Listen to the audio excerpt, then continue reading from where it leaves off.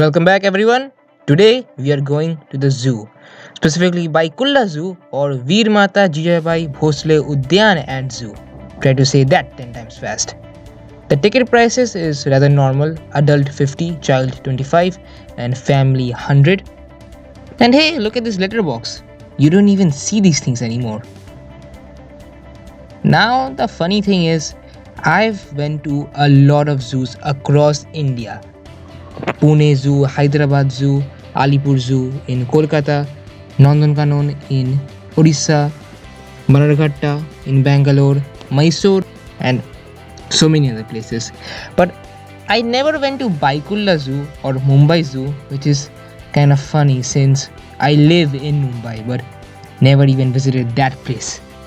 Well, today I'm here to correct just that. That is the entrance, so let's just get into it. The first thing that you'll see upon entering is the Kala Ghora statue. Now, do not confuse this for the Kala Ghora Art Festival in South Mumbai. This is the original statue of King Edward VII riding a horse. It's made out of black stone. It was moved here in 1965 and later another version of the statue simply called the Spirit of Kala Ghora, which just has the horse, was placed in South Mumbai. That's where the festival and that entire location gets its name from.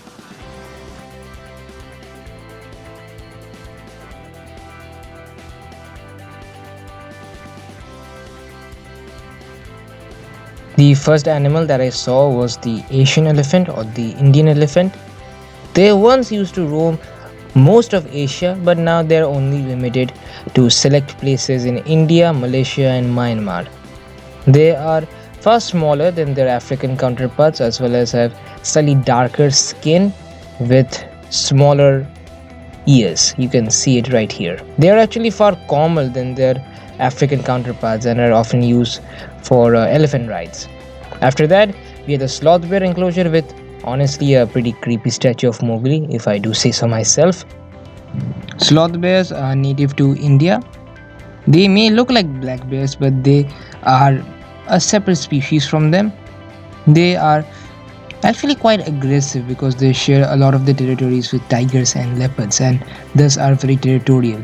They were once used for circus plays where they would get their teeth and claws ripped out for them, and now they are a vulnerable species on the red list. Although right here we didn't see the sloth bear because their enclosure was going under maintenance.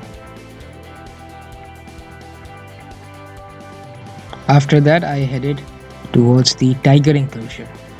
The tiger needs no introduction. It's a national animal and I really don't think there is much I can say about them, which already hasn't been stated. Although this enclosure was rather impressive, the first thing I saw here was the giant pool they had constructed in the middle. This is the first time I saw this kind of tank in any enclosure in any Indian zoo. Now I was seeing that a lot of the people were, congregated towards this one corner, so I obviously went there and here's what I saw. The tiger was literally just so close to the glass that I probably could have touched it if the glass was not there. That's how close the tiger was. Look at this. This tiger looks on the younger side and is probably used to humans by now, which is why it's so comfortably walking right in front of us with just this one piece of glass dividing the both of us. It's honestly kind of a surreal experience.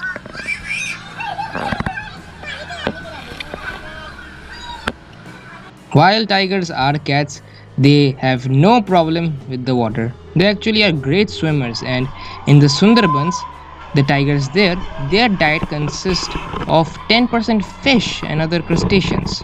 Yeah, that's right.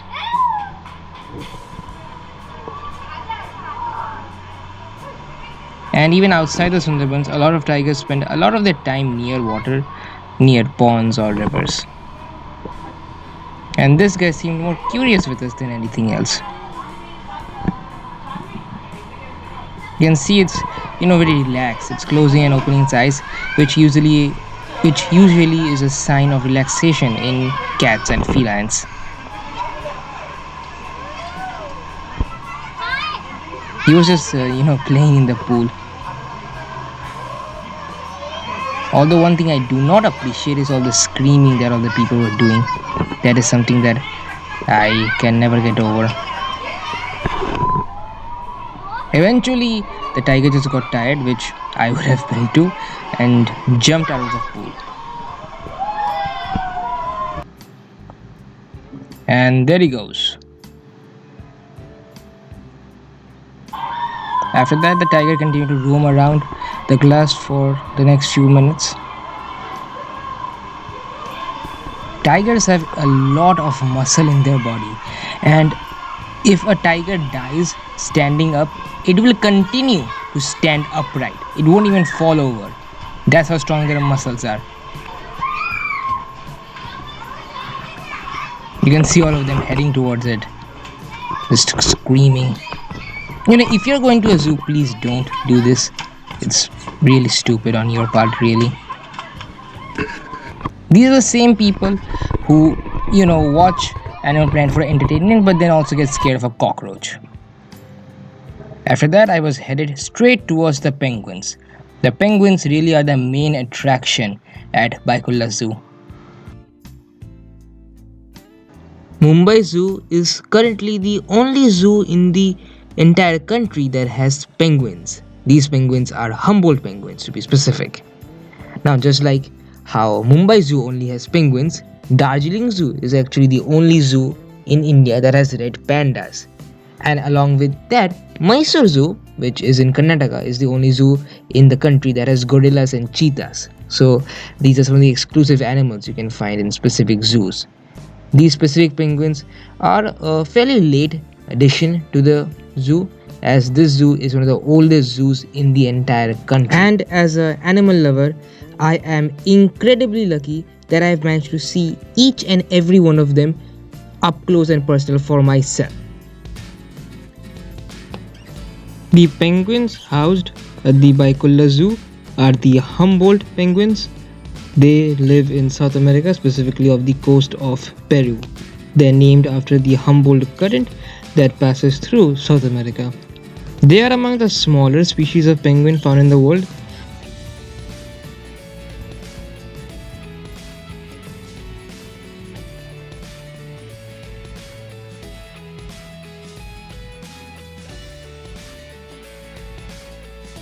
These penguins were brought to Baikulla Zoo in 2016 from a zoo in Seoul, South Korea.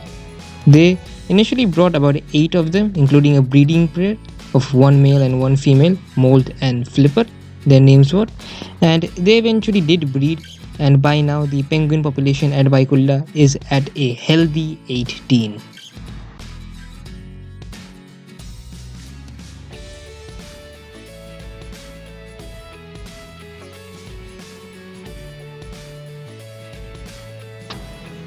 The penguins were actually a reason I was avoiding this zoo, because after they had initially brought in the first 8, one of them, 18-year-old named Dory, actually passed away. And during that time, the zoo was getting a lot of flack from the public, and they were questioning if penguins were even capable of surviving in the Mumbai weather. Which, if you know anything about Mumbai, then you know the weather is brutal. And that's a part of the reason I was avoiding the zoo, along with I never getting a chance to visit the place. But right now the penguin population is very healthy and they are thriving in here. The enclosure is located within a massive auditorium and theater like building, and it is air conditioned and cooled down to a specific temperature for them to survive at. They may not live in the Arctic, but they certainly are not fans of the heat.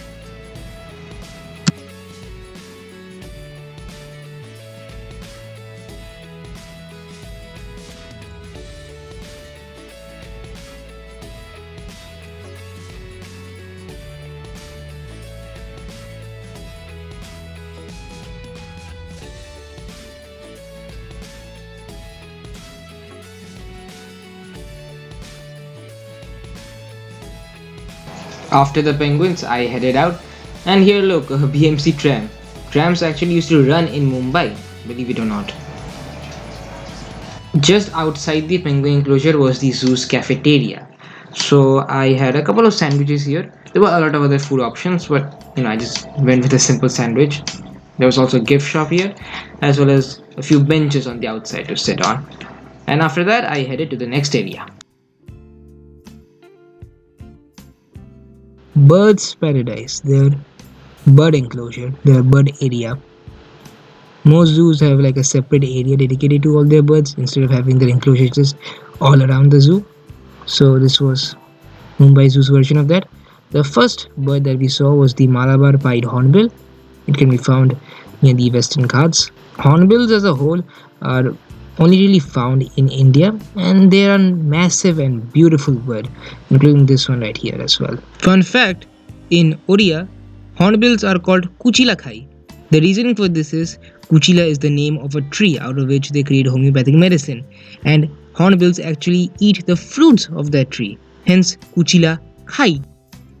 Next up were the military macaw. They are called that due to their green color, which apparently resembles a military uniform. Macaws are native to South America and they are very large birds. They also come in a variety of colors, including the red macaw and the green and blue macaw. They're often kept as pets, but if you're planning to do so, be warned, they get really big. They will tear everything apart in your house and they produce a lot of waste.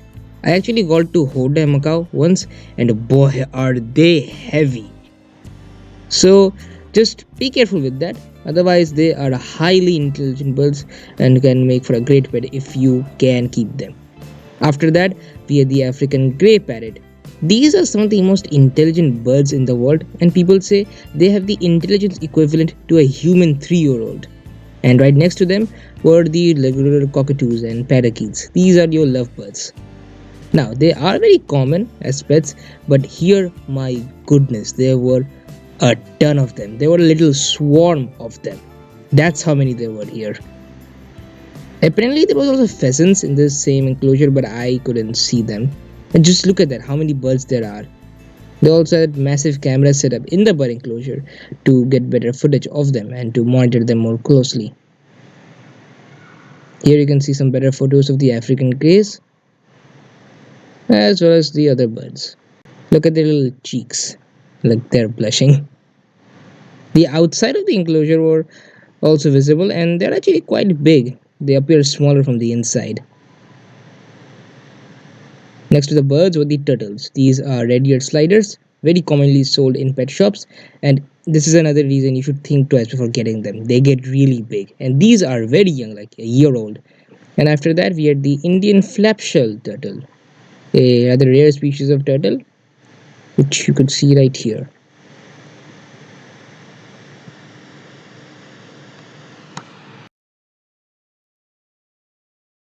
Next, I moved on to the Croc Trail, one of the best exhibits in the zoo, as far as I am concerned. It housed both an Indian crocodile, a mugger, as well as two gharials. On the outside, there were several statues of both the crocodilians there, and then on the sides, a stairway to lead both down and upwards. The exhibits are divided into this land section with an open top where you can see it from the above, as well as a below cave like structure where you can actually see the water. That entire pond area is one massive tank, one massive pool that the crocodiles live in. So I headed down there. Now, this area was just very beautifully designed to kind of look like an underground cave system with, like fake stalagmite on top as well as a waterfall feature. So, it's a nice place to sit down and take some selfies and whatnot. But here is the real show. This is the crocodile exhibit, the mugger, and you can see it right there, its tail peeking out. And yes, its tail is cut off right there. And this is the gharial. The gharial is a species of crocodile native to India as well as Nepal.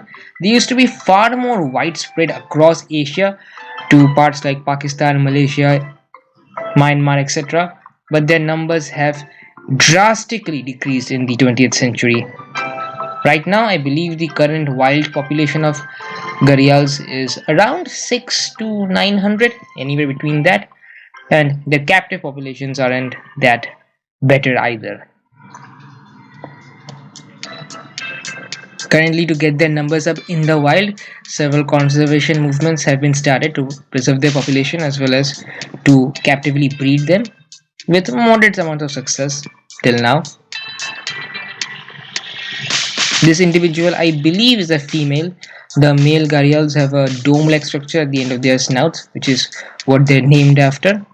They will use that to make a bellowing noise to attract the females during mating, and they can grow up to 20 feet in length, so they can get quite big. Despite that, there have been no recorded attacks of gharials on humans because their diet mainly consists of fish, eels, and crabs, not large mammals or anything like that. Just look at this now. Here you can see just how close I was to this guy. And here is a better photo of that crocodile I mentioned earlier. After that, this was the last section of the zoo, the seabird section. Not only seabirds, this section also had several other aquatic birds and piscivorous animals. These chain designs are very common in a lot of zoos, as well as a few butterfly gardens as well. I'll be honest, I did not really like this area as much. I have went to Alipur Zoo, which is in Kolkata, and that zoo's bird area is far larger than Mumbai Zoo's. And here it just seems that the birds were a bit too overcrowded, a bit too packed in here. And if you look closely, you can see a pelican there. And I have no idea why that pelican is all naked like that. Usually, if a bird does not have any feathers, it could be indicative of a disease or some kind of stress. As when birds get really stressed out, they rip out their own feathers. Although I cannot say that with 100% certainty in this case. Apart from the pelicans, there were several different storks and cranes here as well. And again, I just think the water is just a bit too low, a bit too stagnant. But otherwise, overall, I really like this zoo, and it's definitely one of the better zoos I have visited. The outside the zoo was just so crowded. The zoo just got more and more crowded. If you want to visit a zoo, just better to visit in the morning in December or January. That's when you will find it the most empty. And do not visit on Wednesdays. The zoo actually is closed on Wednesdays. Well, thanks for watching, and click on this video that's recommended to you. Subscribe! Bye!